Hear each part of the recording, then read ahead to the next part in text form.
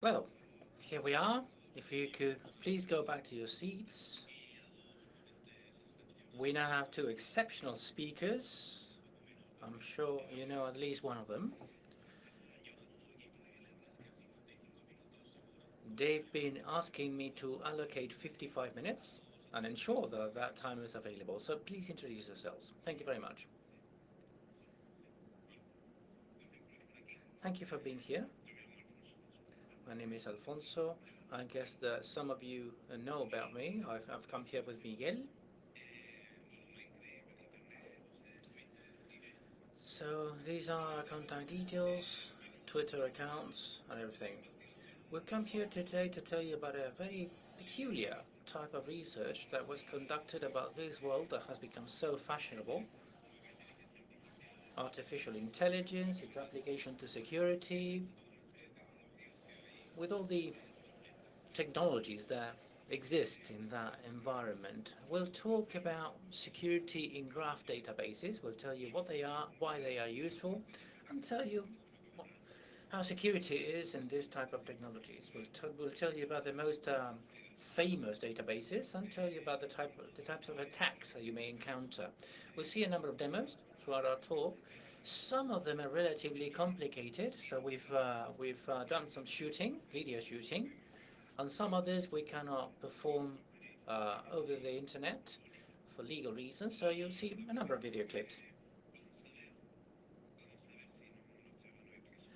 So we'll do our best to try and prevent getting into prison today. This is, well, contact details, things we do. Miguel is a telecommunication engineer with a master's degree in cybersecurity. He loves city apps. He's got prizes and awards all over the place in different hackathons. You've got the information. So, the talk. What are we going to talk about? First of all, we'll tell you about graph databases. We'll also talk a little bit about machine learning, but just a little bit, to let you know how to apply this to defensive security. And after that brief introduction, we'll focus on basically the one graph database which is most frequently used, Neo4j. And if we have the time, we will also mention things about OrientDB. We're not sure we'll make it because it's well, sticking to the time allocated will be a bit tricky. We'll see brute force attacks, we'll see DOS attacks, how to create ransomware, anonymity, hidden channels, data leaks of all sorts. We'll go into more detailed things later on, and we'll have to think how to deal with this, because they're quite sensitive. And after that, we will release, well, it's been released already, an auditing tool called GraphScan, or we'll give you a link so that you can download it and play around with it. So, we'll start. Why graph databases? I wonder if you've come across this type of research, but in recent times, basically during the last year, we've made quite an effort to try and understand how these algorithms work. Algorithms that focus on machine learning for defensive security. We've seen a number of attacks, but we would like to talk about the algorithms, how they work, and how they can be cheated. There are technologies to mislead about images in many different ways, and there is a huge amount of interest in lots of technologies. All of them are really cool. Technologies to process huge volumes of information so that you can extract intelligence from it. Information is power. Well, that's a lie, because anyone with access to Google would be powerful, and that is not the case. What is really powerful is intelligence. And that's why large organizations, large institutions, and companies, and intelligence agencies use all sorts of technologies to try and correlate data and establish relationships that allow them to extract useful intelligence. Intelligence that does give power.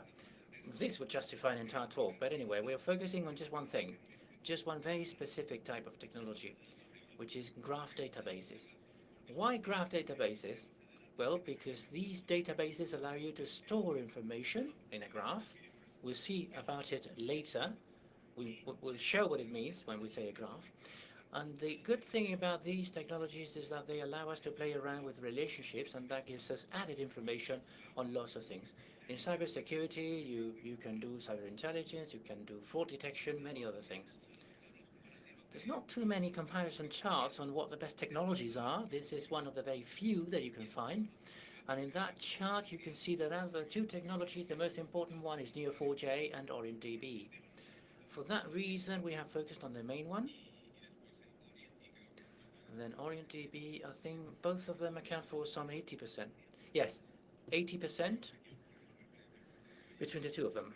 There's lots of attacks to all sorts of analytics and machine learning systems, but we'll see about that in a later talk. Before Miguel comes in and jumps straight into the databases, before we define what a graph database is, we wanted to show you a video so that you can see what you can do with this type of databases with something as common as Wikipedia. Can you commute to video?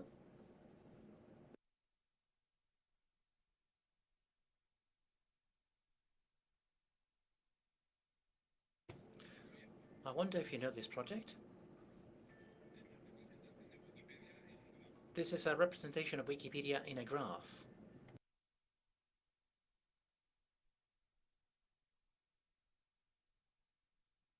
We were excited about showing this on a huge screen.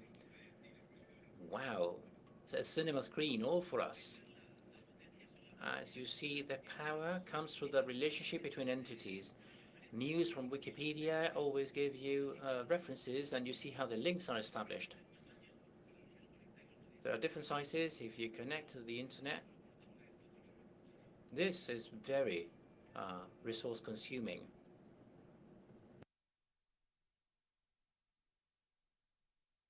Well, this is a graph with vertices and nodes. Here, Wikipedia is represented as if it were a galaxy. We will not have time later on, but this is beautiful.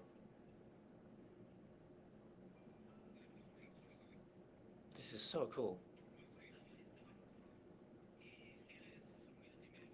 It goes on for another 1.5 minutes. Anyway, we'll revert to the main topic. Neo4j. You need a technology, obviously, that allows you to store information as graphs, relationships and entities. Neo4j gives you that functionality. It will be Neo4j and OrientDB. This is open source. There is a large active community, and it is natively based on nodes and relationships. And it's got other characteristics like labels. You can have properties inside the relationship, so it's very powerful. It's then very easy to look for information. It is heavily implemented in a large number of companies. A lot of money has been invested on it. You cannot use the free version for production environments, but startups can use it freely. And there's different open source systems or open source projects where you can upload your use case and see if you can apply graph charts or graph approaches to anything you want. What is so powerful? The query language, Cipher. In order to match a node, use brackets. Relationships are square brackets. In a very simple way, you can search for information within the graph visually, and you learn very quickly. This is an open source project, Open Cipher, so that anyone can use it. Companies are not too willing to do this that way because they'll end up having to resort to Neo4j, but it's quite an interesting approach anyway. There's different modes for the shortest route. You can use it directly this way. But the interesting thing is the security and the configuration. I mean, this is a hacking conference, so that's why we're talking about it. It's been evolving, different releases. At first, it was a pseudo-SQL thing, but then they created it from scratch with nodes and relationships stored in the corresponding places, but without security. You could connect freely, you could do whatever, there was no authentication. In DEFCON 21, there is a proof of concept in GitHub where they open a shell. It opens a shell. Well, that was fixed in 2016 with the latest release at that time, with authentication based on basic HTTP. If you're in the same network, you can see the credentials. They used a more user-friendly browser, by the way. You see how it has evolved to become something that is much more pleasant. At first, it was much more technical. It was like a user administration interface, but now it's much more focused on business. They've added the HTTPS port, which is a good thing, although you have to install the certificates yourself. And they open a remote shell for Cypher to do queries that has no authentication, but in the tests we have conducted, we have found none open, because that port is not enabled by default. So people are wise and they don't bring it up. In the new release, which was launched in London during RAF Connect, new functionalities were added, but they didn't do anything about security. It was just a basic thing. And it was not until the very end of that year that they implemented user management. You can create more than one user from that version on, because you only had Neo4j and that was it. The good thing is that the password you need to change the first time you get into the system. We'll see what problems we have found. There is a version, there's something in version 3 where they disable HTTP and then they bring it up again. I don't know why. If you could speed up, please. And other services were added. That release gets rid of one endpoint. You don't need to be authenticated to see what version you're dealing with. And the licensing, quite interesting. There's no logs of queries, which is a problem. But the most important thing about this is that authentication is enabled by default, and it is not exposed to the internet. When you install it and start it, it is localhost. It cannot go to other computers. This is a typical situation throughout the world. We have something like 33,000 IPs that could be Neo4j, but Mascan and ZMAP are not ready for this type of services, so they give you a response even if it doesn't exist. They give you a response, but it doesn't mean that they exist. So in total, we believe that there would be something like 1,300. And you would say, what the heck? If it's not enabled by default, if it's not exposed to the internet, how come? Well, in some cases, they've exposed them to the internet, but they've used passwords. I'm connecting from home, no one knows my password, nothing should happen. Well, as we saw, the system is Neo4j by default if you haven't changed it, in both cases, user and password. If you get in, it means it's empty, because there's two restrictions for the password. One, that you don't use Neo4j as a password, and the second requirement is that it has at least one character. There's no limit to the string, okay? It is a good idea to a certain extent, because we believe that could be exploited.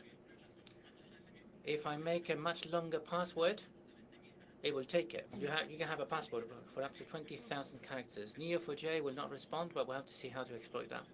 We haven't been able to exploit it because it's not an easy task. This is the configuration. If I want to expose it to the internet, that's what they do. Authentication is stored in the auth file. 256, which is not ideal. But anyway, if you delete the file, a new password is generated. End of story. What happens if you try to apply brute force? I know that the user is Neo4j. If it's Neo4j, I only need to use one thing, which is password. But it's got a system to block you and give you 5 seconds delay, so you don't keep crushing the system with password attempts. It does it per IP, so there's different attacks. You can wait every 5 seconds, that's very slow, or you can use open proxy lists that allow you to send requests changing your IP every time. So no 5-second delay in that case. An additional functionality of the mechanism in place against brute force, going per IP is very easy, but there is a flaw in the design in this database. It allows you to send the key that you want to use to authenticate. And if you're right in the same request, you could use the new key. What does that mean? It means that you could send requests and change the key without getting a response. So I could try a key or a password. If it works, I will just go for a default password, whatever it is, in attack number 3.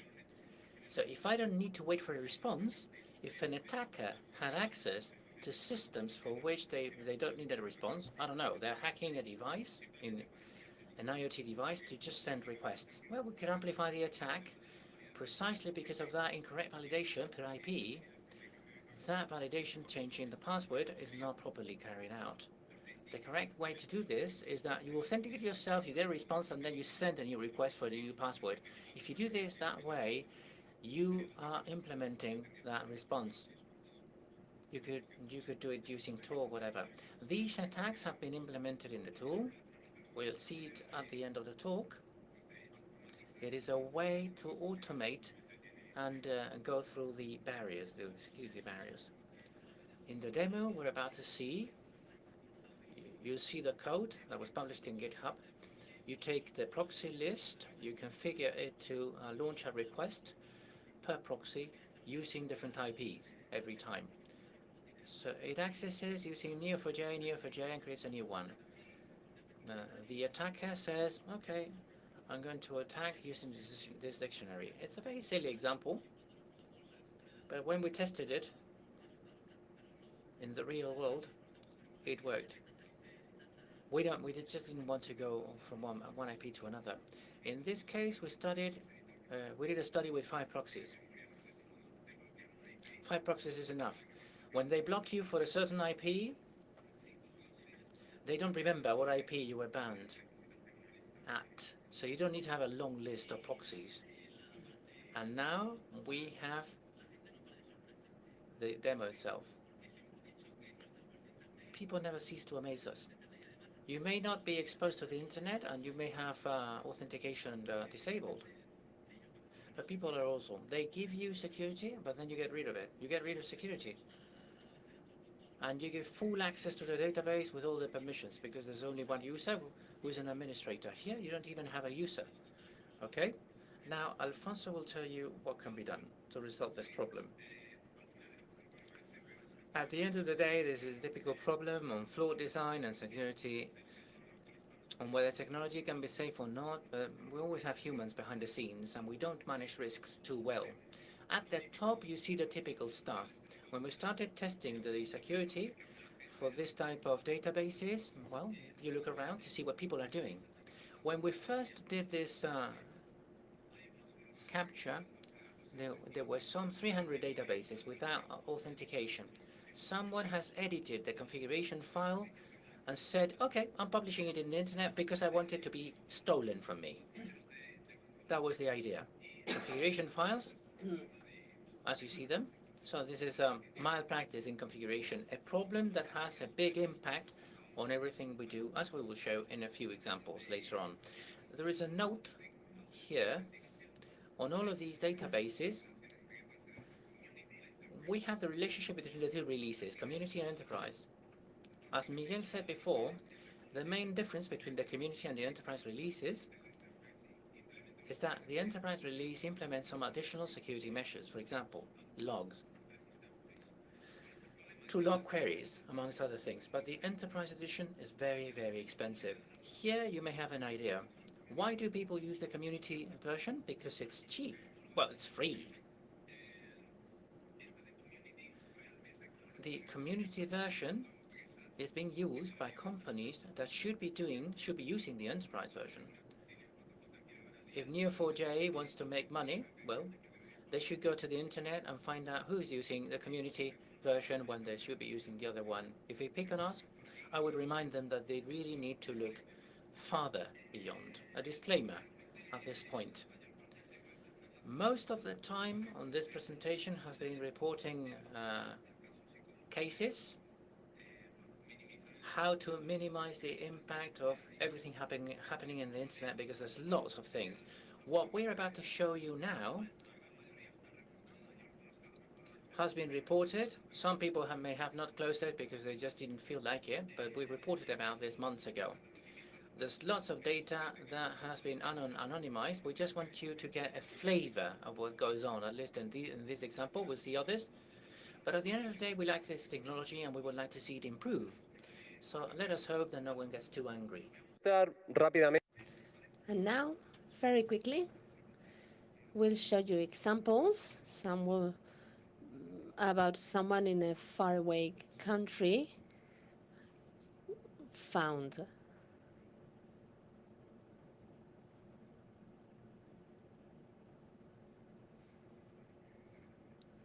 I'll go fast. So we have two different versions. We give it colors. We've got lots and lots of information. So I didn't mention. So if you look at that in detail, what can you copy? Well, you could copy sensitive information. And when I say sensitive information, I'm talking about hundreds of thousands of emails, keys to access remote service, telephones, hundreds of thousands, research data, research databases. So in general, data. And of course, there are some minor databases, not important databases, but some data are very sensitive. And we'd like to give you a more specific example and to show you names. Okay, don't get frightened. Everything is under control. Okay, examples. What is the problem with this database? Logically, someone could take your database, analyze your data, and see what's in there. But when you detect that one of these databases is open on an IP, open IP, then you could go to port 80, where you would have both database and websites, and then you could interact. Do not think about modifying data only. We'll see other attacks later on. You can do many things. So couple of interesting examples. So for instance, this website recommended you a movie, so the database was fully exposed and we could play around with it. So this is amazing. So companies who do that do analytics and they are not protecting their own databases. Oh, this one I love. It is a streaming platform to learn the Bible. So to root it ago, when we were talking about malware in Android, I don't know whether you remember that I shared a case of a Turkish person exchanging recipes about marijuana in Turkey, and he also talked about Quran. So this is recurrent. I don't know why. Well, these people seem to be cool, and then you connect with there, and then you get to see Gospel of St. Paul's, whatever. So these here there are security issues that perhaps I just don't want to discuss. And then in terms of databases for apps shared by friends, instead of doing nonsense with your friends, you just download the full database, and then well, it is easier to find the girls. So there are many cases out there, many sensitive ones, and we had a couple of them that were highly sensitive. This being one of them. We refer to it as the car dealership case. We are not going to give you lots of details about it, but we'd like to give you some food for thought. Basically, this case is about companies, public algorithms. This is a database that we found when we were profiling. We found it 9 months ago when during research, we scanned the internet to see what was open, primarily to report it. We wanted to report any sensitive cases in Spain. This case was found in March last year. So when you connect through Near4j, it gives you some labels back. And that information could remind you of a car dealer. Imagine what car dealers are like. We left the database for a few months, for 4 months. We didn't do anything with it. And then in summertime, we went back to it because we were surprised. We had doubts, and I said, well, I just think we are so cool in Spain. And then we went back to the database, and what we found was a bit heavy stuff. We reported it to the civil guards. I would like to thank Cesar. He fixed the problem fast. And I'm showing you this case just for you to reflect shortly about all these aspects that are so trendy about analytics, transferring data to third party. If you do analytics, the security of your equipment are the same as any other security, because perhaps those analytic equipment require some security as well. So this database did not have any authentication on purpose, and it was exposed on the internet on purpose. So there is a malpractice here, to put it softly. And also, these machines, if there is someone with ill intentions, could be easily hacked. We ruled it out a year ago because the security of that machine was so bad that it made me think that that was honeypots. So someone with ill intentions, after dumping this database on the internet, could have crashed that machine and gain access to the network. So what I mean is that if you are doing interesting or important things with the internet, be careful of sensitive information. And here we don't have authentication, but it is not only about consulting data, so we prefer to do more interesting things. And the first thing that comes to mind, why has it been disabled? Well, some connectors are like you to do that because they didn't decided to have any other type of authentication, and they decided that it's better if you disable it. However, but the good thing is that with the actual cipher, you can not only consult information, you edit it, you dump it, you delete it, but there are also other things that you can do with it. For instance, cover channel, inserting information without impacting the drive, so then someone else connects afterwards and reads it. So we will show you injection attacks examples. In the end, we created our auditing tool, and that tool we wanted to be similar to SQL map, that is to say, tools for databases with specific languages. These are examples. Perhaps you are not very familiarized with it.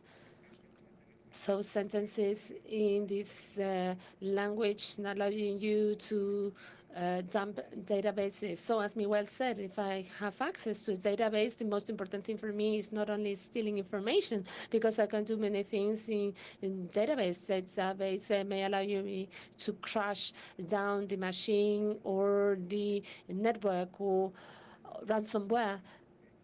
And I could also amplify a denial of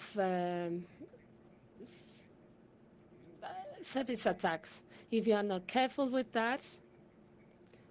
So what I say, it is people use community. Therefore, it is very important that you introduce security into community and not that very much, not in enterprise, which is not that much used. So when you think about editing information, you go and say, well, someone with the role of analyst, I'm going to give it the role of admin. And then you will be able to access the system. But however, there were other nicer cases, for instance, in terms of products, where you could change the price of the product, where you could lower the price of the product. In case of NIR, the 400 that are open, but however, there are nearly 1,000 that are not open. And well, if you had a small dictionary, you could extract information from there. Imagine the most classical model, the database in SQL. You can change prices. You can do very many things. So without authentication, you can access to some elements of the browser. And interesting enough is that you may use their API to consult their own API to see their data, whether you are authenticated or not. If you edit a password, they don't let you do it, but if you insert a URL, you are generating traffic. And we don't understand why that happens. And actually, if your intention is not only stealing information, but using the machine to amplify attacks, there are design flaws where you can send out a request to the database and doing it through that. So in this case, I don't know whether you can make loops where we can send a query, but that is not a mystery. So the idea would be to send a request so that and asking to do that 1,000 times. So it is doing something that it often doesn't. Well, we can also ask it to send out spam outside. Also, denial of service. In Neo4j, waits as long as needed to give you a response back. So you can ask it to create a large number of nodes to introduce them in the database. You may overflow the RAM memory. Sometimes the machine is crashed down. And the thing is that, okay, well, you change the timeouts, but if you do that, you may be denying yourself because some requests are very lengthy, and if you disable the timeouts, you won't have time to send your queries. So in this demo, this may look a bit strange, but here you will see us making a number of requests. I'm going to create as many indexes as possible in the database. Indexes will allow us to consult the database. However, they are very large and the drive gets easily full. Then it also allows you to upload information from the outside. So you may go and say, charge this CVS from the internet and import it to the database. I found one of several gigabytes, and then when you launch the requests, you just don't have to wait. So after the second, if you don't get any response, to stop it because the servers continue to run, and then it starts to import and import data. And the good thing is that when you create so very many nodes, then you crash down the machine completely. So here you see it on the left. It is very difficult to show you because you are both victim and attacker.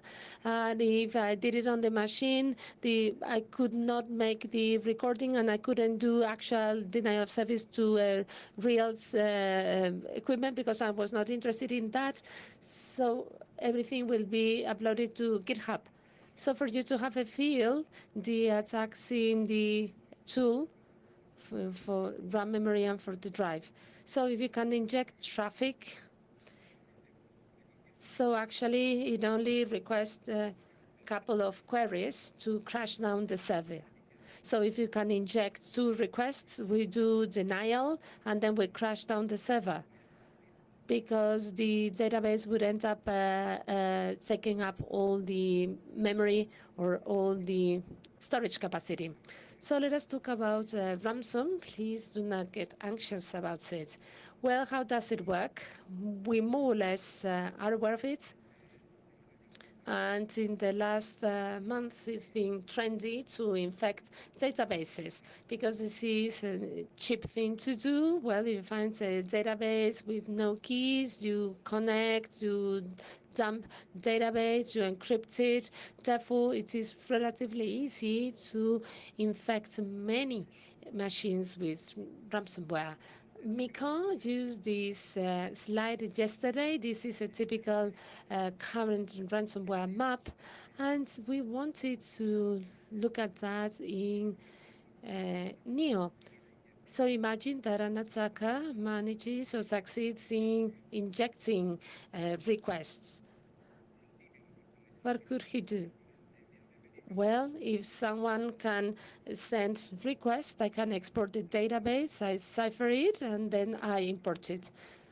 And then after that, you pay. However, if your database is of 40, 60 gigas, this is costly, and sometimes you feel lazy about that. And then we decided to create our own ransom. So let me tell you that we will not be releasing the code. It is not in the tool. We will not be publishing it. We'll just play a video for you to see how it works. But this is just for you to take into account new features on database, how an attacker could use them, and then I will tell you how we could mitigate that. So we looked into the cipher language, and we started to look for nice functions. There is a nice function, the name of it is replace, when you said, okay, take this one and replace it by this other thing. And what are the advantages here? Well, the calculation is made by the server and not by the client. So because the server calculates that, this is cool, because if I can use it, I could make a ransom, and the database will cipher the information. Therefore, I will send out a query, and then I would left, and I don't care whether the database is 50 or 100 gigas. We are not going to tell you in greater detail how it works, because we don't want to give you lots of hints. So you need to have well-tuned cryptography. Then you go and say, replace this by that, and then it changes things for you. Additionally, there is also, we find what analysis systems have, that is to say, relationships. So this tells us how nodes relate to each other. So instead of ciphering data, what happens if I remove links? So this is a very easy ransom. I just delete the links. I just copy them, import them, and that's it. So we are going to relate them.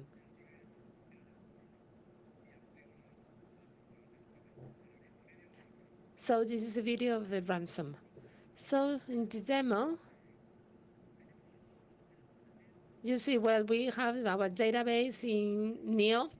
So this is very nice. The balls move, and then the secret machine will launch the ransom through the replace function, etc. So if this is a community, we will not be able to see what happens unless we pay. So all the links are broken, and the information is shown below, encrypted. So some things, for instance, the dates are not encrypted, but we just did it on purpose. So you see that all the relations have been deleted. Now we will send the reverse. So ciphering is fast. You send out two queries, and it does it for you. Recovering that is costly, because you have to introduce the relations. But the attacker would only do that if they get the ransom. So you download the relations map, because it is not easy to find out the relationship between the nodes. But if you just send a query, you get that information, and then you read this database, and then you import each of these relations. That is to say, you create them. This is not difficult. It was harder for me to record the video. So for you to have a feel, well, we didn't test it in real life, but we believe that in between 5 and 10 minutes will be enough to cipher all the databases on the internet. That is to say, between 400 and 500 databases in 10 minutes. So of course you have to tune it, because you send out two queries to an IP, and the server does it for you, and then you channel that through Tor or you name it, and that's it. And of course you need to know how to inject it, either through breaking authentication, if there is no authentication, or if it's empty, you don't do it, or also through connectors. But sometimes connectors do not allow you to inject. So this is what we wanted to tell you, all the basics that we wanted to tell you about Neo4j. Lots of work to be done. But after a year, we have gotten interesting results. So OpenDB is the large competitor of Neo4j.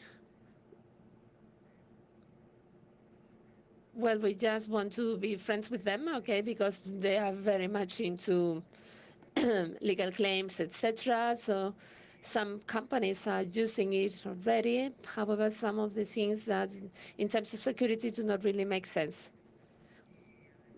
This one has more than one CVE, and the version they are using is the one that we have downloaded. The thing is that they upgrade every 2 weeks. For whatever reason, they upgrade every 2 weeks. Okay, I just don't want to overdo it here. So how does it work? You create the OrientDB server, and contrary to NEO, you can create several instances in the database. How does it work? It asks you for a password, a root password, the first time you run it. You may either enter your root password or you just click enter, and it creates one for you. What is the problem? You may access as root even if you haven't used as a user before. So therefore, if you try it and you get the password, it allows you to access all the databases. Default port is 2480 HTTP. You have to set it up from scratch. I tried it. I couldn't do it. And there are also strange things. It creates a database by default known as Grateful Dead concepts. We are looking into how to exploit it from here. Every time you create a database, it does not generate a default user, but 3. So just in case you have an admin, a reader, and writer, and you can try the 3 of them to see whether you have to delete the database every time you create it. And what is worst is the manual. There are some things in the manual that when you try to do them, you cannot do them because they do not happen. So the default users, it's very trivial, but it creates like 3 users by default. And for every database that you create, you have these 3 users. 3 users for every database. It gives you 3 default users. And there is a strange thing that it is not well documented in the manual. So that database is a good entry point to carry out injection attacks, trying to crash down the machine or to launch attacks outside. Contrary to Neo4j, well, often the security of Neo is better than that of DB, but we prefer Orient. We prefer Orient in terms of licenses. Orange also has a community and enterprise license, and the difference is about performance, escalation. In terms of security, they are very similar. So the product is as secure or as insecure as Neo. What is the problem that we often have? Well, what we are telling you is about the version that you may download from the internet. And the main problem is that there is a huge difference between what they say in writing and reality. There is kind of lack of coordination there. We'll give you an example. You may get any Orient database and to list all the databases without authentication. Why is that? Well, we just don't know. The documentation said that you need to authenticate yourself, but if you don't authenticate, you can list all databases. So if you have a user by default, you connect to it, and if not, as Miguel told you, root allows you to remote connectly. So you can do brute force attacks through that. So therefore, they make it very easy for you to list all the databases so that you select the one you can launch the attack to, and then they also tell you about the different versions. So all these without authenticating yourself, just by reading and typing. Reading and typing. This is as much as you need to know how to do. So by default, OrientDB exposed to the internet, and that is not recommended in the documentation. But do you do? Well, you go to the countryside for a walk. There is nothing you can do about it. So perhaps this is the main reason, but we have found many cases of many highly respectable corporations because using it because they read, perhaps because they read the documentation and they believed it. So on the internet, where can we find these changes? But this is for you to have a field around 214 OrientDB servers. I don't know. Well, the difference with Neo is an OrientDB server may have more than one database, may have n databases. So actually 240, but we have some 553 databases. How do we know those figures? Well, despite you authenticating yourself or not, you can read and list all the databases. So versions, endless number of versions. This is chaos. I don't know how they manage the different versions. There are like some 100 versions. So this is a brief summary of what you find on the internet. Someone from a remote country could consult. For instance, out of those 533 databases, 188 have default credentials. Out of these 500 databases, this one, Grateful Dead concert. So the name comes from a rock group, rock band from the 80s. Well, I haven't heard about it before. So 104 are Grateful Dead concerts. So actually, the problem is that these documents are really poor. So if that database is open, you can make injection attacks. And there are other attacks that we are not going to share with you because we are validating it. Other attacks will allow you to escalate privileges and to become the root of the server. So we cannot show them to you because we are still seeing some failures. No protection against brute force logging attack. So that is a free-for-all. You can make as many attacks as you want. So this is about the Australian government. Miguel will tell you more about it. Yesterday I was a bit concerned because they are not they are ignoring us. We've been reporting cases for many months now, and they have not closed the system yet. So this is a nice case because it tells you about the test environments and the production environments. So if you have doubts as to whether to attack them or not, they tell you that all the environments are set up in the same place. And let us see what I can do. So the thing about creating your own cards, systems for equipment management, mobile apps, speaker, alarm systems through voice over the internet. Here we see like 5,000 personal details. Another one about artificial intelligence. So using these graphs is very trendy. We use it. And this is the Bible thing. Korean priest talking about Bible. Again, we see the same thing. I was following him on YouTube. And then, well, there is a parallel database. And to summarize, OrientDB summary. So in half of the cases, the database by default is not deleted.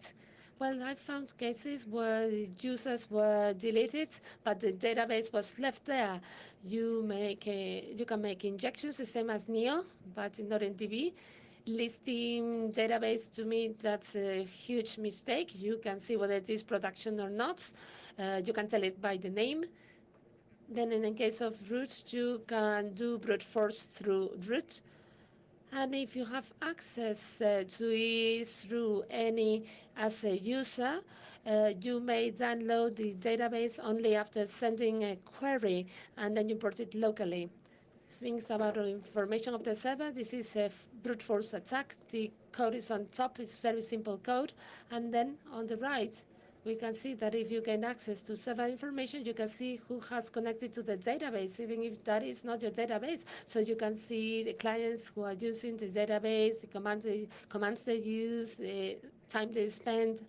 So this is a tool. It's on GitHub. So we hope that you like it. It is the first time that we do it. This is a beta version. We will be adding other databases and other attacks.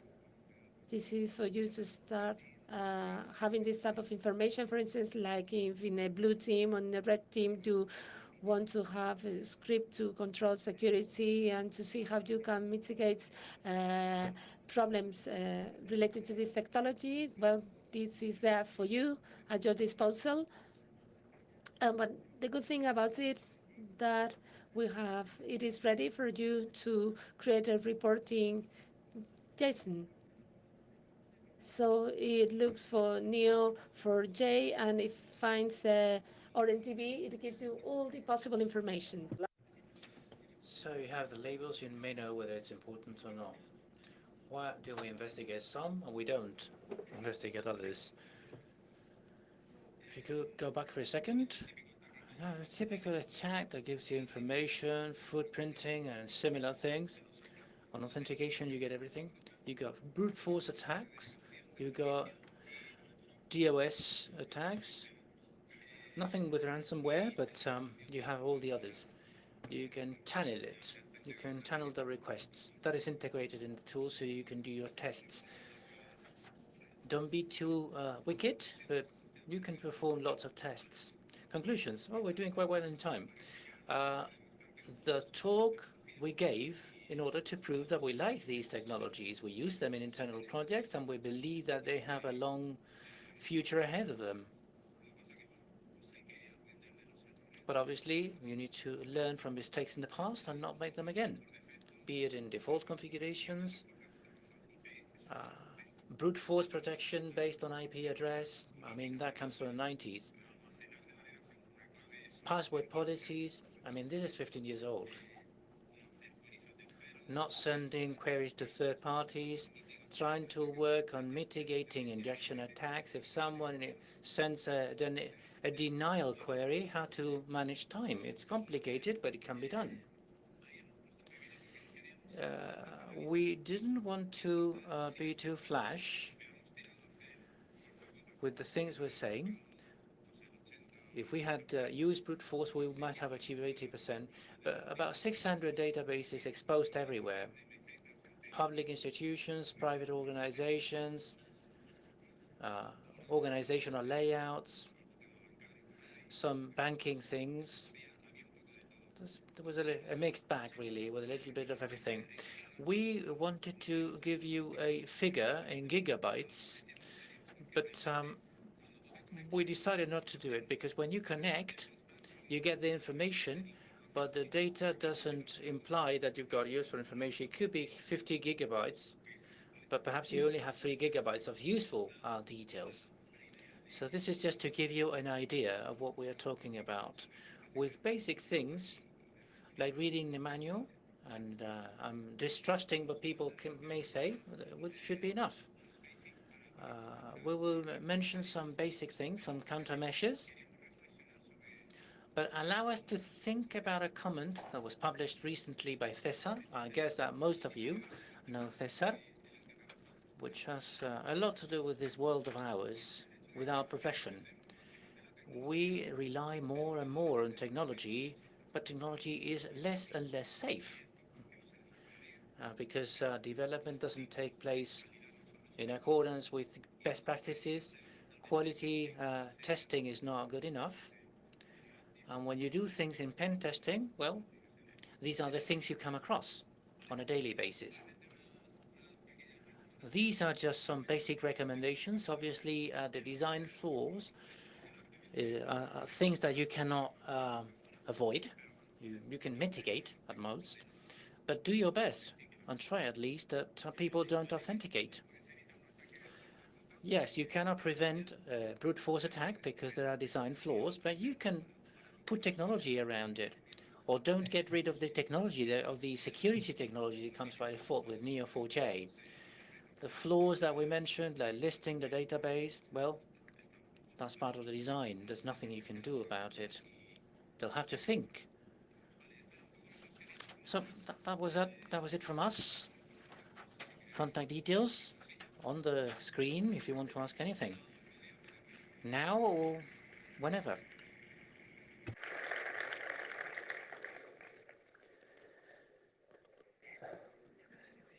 tiempo bien.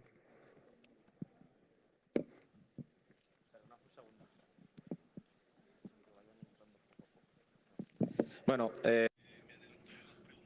Let me jump the queue again. Have you thought about correlating all the databases that you have found, like creating a metadata database that would show graphs of the graphs that you have found and see what common attributes may be shared between the nodes to try and derive? Well, I'm losing my own drift. You know that I'm crazy about this. I don't know about Miguel, but in my view, we're reaching the limit here. What limit are you talking about, or what border? Well, we know each other.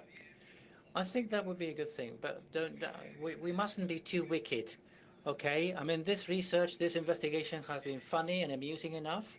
People are more or less aware, but I don't know. To give you an honest answer, it's trivial. You use the range, download the labels. You do it in one afternoon. But correlating Neo4j or ONDB with information behind, that is cool. If you correlate the information with the service, that's where you find the real problem. Questions from the floor? I don't see any hands. Okay.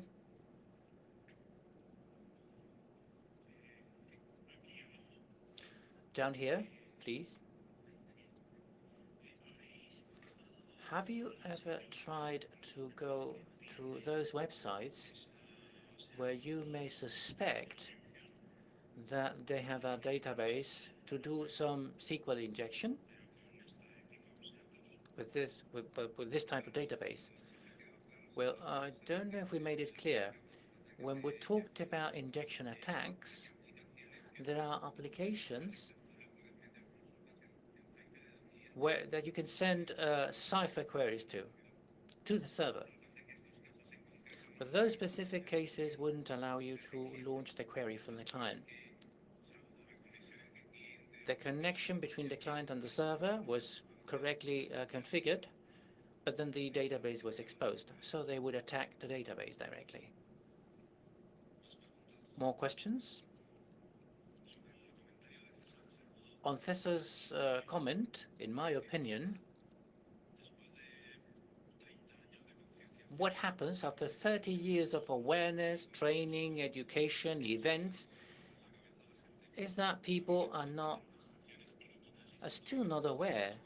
We should impose penalties and sanctions on people that are careless. I mean, it's those people that have installed and configured their system in a really bad way. I think we should push for real penalties, severe penalties. I'm talking about prison sentences for exposing personal details, or penalties for up to millions of euros, things like that. Hit them on the head with a stick. I know, but it's complicated. Yes, I mean, people could get hold of information and kill someone because they've extracted their information from a database. Yes, I know, but a huge fine would imply that a company would go bust. Yeah, I know, but what happens when a doctor makes a big mistake? What happens when a doctor is drunk, goes to the hospital and is drunk, and someone dies at the operating theater? What happens when a sysadmin leaves data exposed? Should someone pay for that? Should someone be sent to jail for that? Let's leave it there. Questions? Okay, well, thank you very much indeed.